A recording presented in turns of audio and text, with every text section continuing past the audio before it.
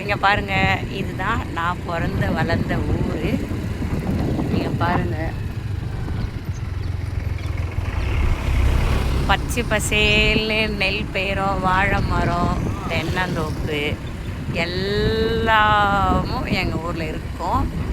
இங்கே ஒரு சிறப்பு என்னன்னு கேட்டிங்கன்னா, 100 சிவலிங்கம் இங்கே இருக்காங்க.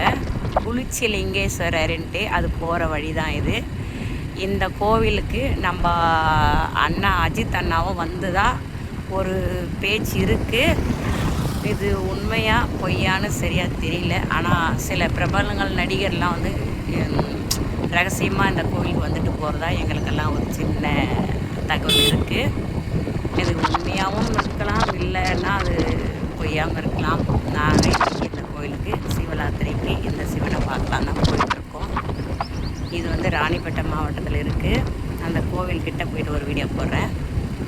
ராணிப்பேட்டை மாவட்டத்துலேருந்து ஒரு ஆற்காடுலேருந்து ஒரு 11 கிலோமீட்டர் வரும் இந்த கோவில். உள்ளே வந்து பக்கா கிராமம். இதெல்லாம் வயலோடு பார்க்குறதுக்கு இந்த இயற்கையான காற்றோட இந்த கோவில் ரொம்பவே ஸ்பெஷலுங்க. நீங்கள் ராணிப்பேட்டை மாவட்டம் வர்றதா இருந்தால், இல்லை பக்கத்தில் இருந்தால், குளிச்சி லிங்கேஸ்வரன் லொக்கேஷன் நீங்கள் வந்து யூடியூப்பில் போட்டாலே வந்துடுது. அதில் போடுங்க. வந்து அண்ணாமலையாரோட அருளை எல்லாரும் நீங்களும் அதாவது பெற்று வளமும் நலமும் ஆரோக்கியமாக இருக்க வேண்டும் என்று இந்த யூடியூபர் கோட்டீஸ்வரியோட ஆசை. நன்றிங்க.